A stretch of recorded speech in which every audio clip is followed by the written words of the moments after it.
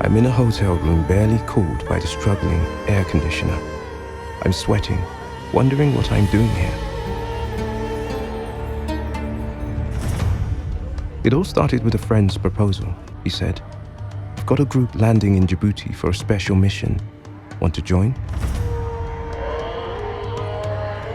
And here I am, in this tiny country on the Horn of Africa, Djibouti, a name that sounded almost like a secret whispered by the wind.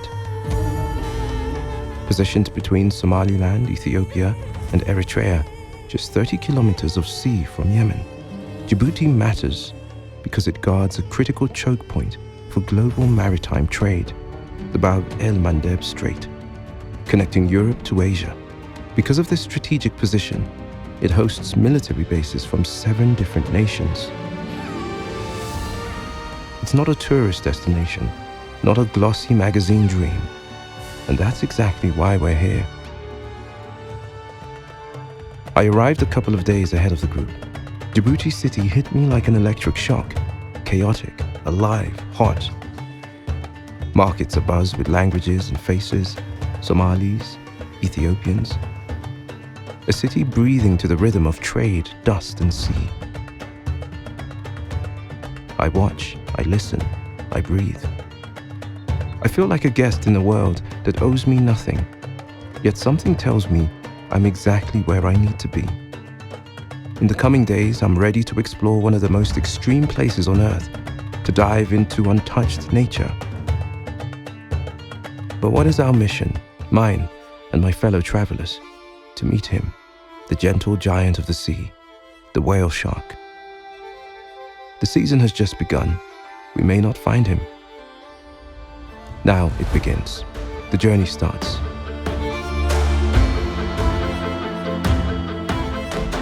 We climb into the jeeps with local guides, heading deep into the arid heart of the earth.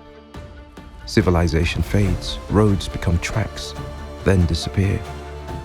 Ahead of me, a landscape that seems from another planet. The sun beats down, the air trembles. We are entering the Danakil Depression. Here lies one of the lowest points of the African continent, and one of the hottest. A place so hostile it feels forgotten even by time. We crawl forward slowly, passing caravans of camels led by Afar nomads' weathered faces, proud eyes.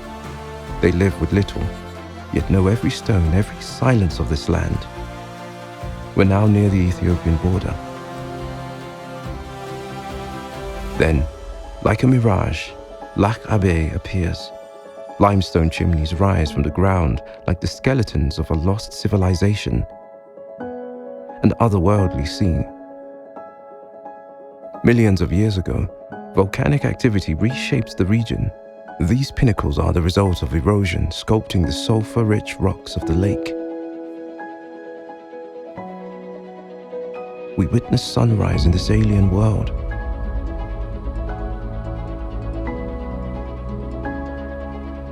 But the real surprise is the life that thrives here. Flamingos, gazelles, migratory birds.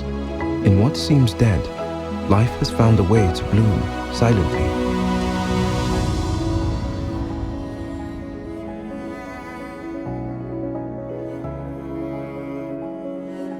We sleep in stone huts beneath a sky that needs no lights.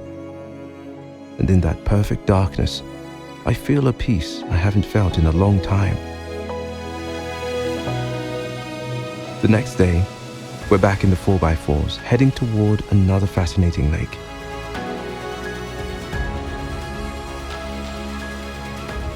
Assal was formed by complex geological processes tied to the expansion of the Earth's crust. This region lies along the East African Rift Zone, where the crust is thin, stretched, and constantly shifting. Tectonic activity created a deep depression, later filled with water, forming the lake.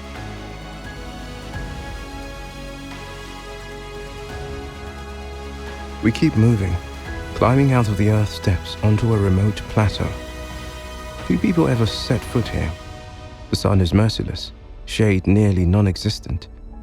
But what awaits is worth every step. Abourmā, a rock face carved thousands of years ago. Gazelles, giraffes, hunting scenes, stories left behind by ancient hands who wanted to say, "We were here."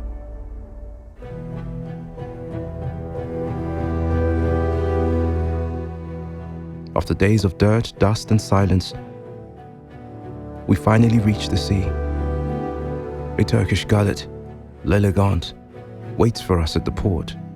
For the next few days, she'll be our home. As soon as we set sail, something changes. The dust slips off our skin, our minds lighten. Life on board is simple, paced by the wind, the sun, the sound of water against the hull. Time stretches. Far from everything, we learn to live with less. Each day is marked by dives. We plunge in, masks, fins, and the true show is beneath us. An explosion of colors, tropical fish, coral, turtles. A hidden, silent world perfectly organized. And we are just passing visitors.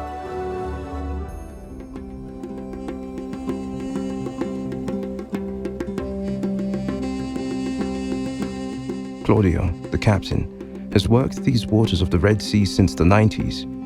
He lives them like a guardian, like a father. He watches, knows, and tells their stories. Given how rarely these waters are visited, I truly believe he's one of the most knowledgeable people on this part of the planet. Through diving, he studied the coastlines and the seabed. He knows every detail. With his guidance, l'Elegant, our boat, rocks us in a slow and reassuring rhythm. We're in the middle of nowhere, yet we feel at home. The days pass peacefully. Dives are interrupted only by stops of unnamed beaches. We feel like ancient explorers setting foot on wild, unknown lands. Signs of human presence are almost non-existent. But we came here with a mission. Each day, we head out in pangas, eyes on the horizon scanning the deep blue. We search for him, the whale shark, the largest fish in the world, a majestic yet harmless being, a giant with a calm heart. Days pass, he doesn't appear. Maybe we won't find him. Maybe this time we won't be so lucky. Then, one evening, we're having dinner on deck. The sea is calm. Someone shouts, "Whale, whale, whale." We rush to the edge, and beneath the boat, a massive shadow. It's him. Silent, serene, immense. We dive in, hearts pounding. Swimming next to him feels like touching a childhood dream. He's unafraid, doesn't flee. We, on the other hand, feel a little fear. It's a pure encounter, offered only by nature. The whale shark feeds on plankton. He's not interested in us. But he's still a creature that can reach 18 meters and 25 tons. This one is a juvenile, but still, getting too close isn't advised. A single tail movement could strike us unintentionally. But in our excitement, we forget the briefing. And we get away with it, just barely.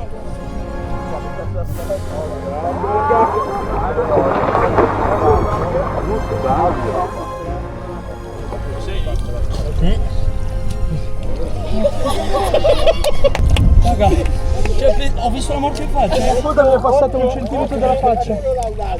Mi sembrava un film horror, ve lo giuro. È stato assurdo. Sembrava un film horror.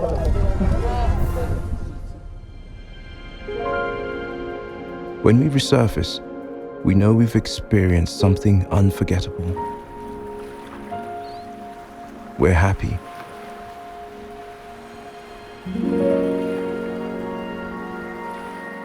The final days pass slowly.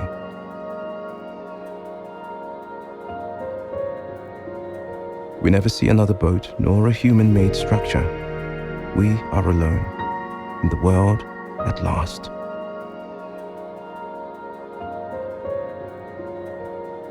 The return is quiet, reflective. No one feels like talking. Everyone's digesting something deep.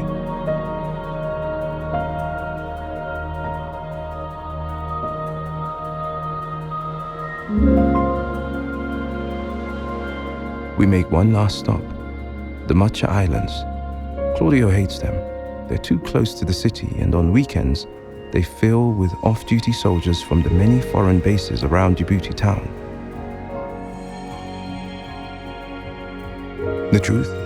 Even this place Claudio scorns. Today is a deserted tropical paradise.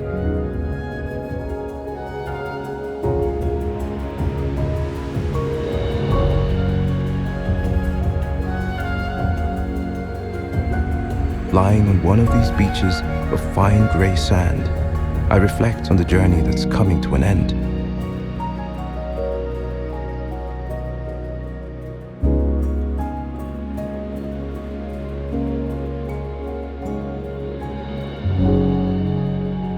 We completed our mission, yes, but it's not just the whale shark that left a mark. In these days, we peeked through a window in time. We appreciated a way of life both ancient and present. We understood that everything is relative.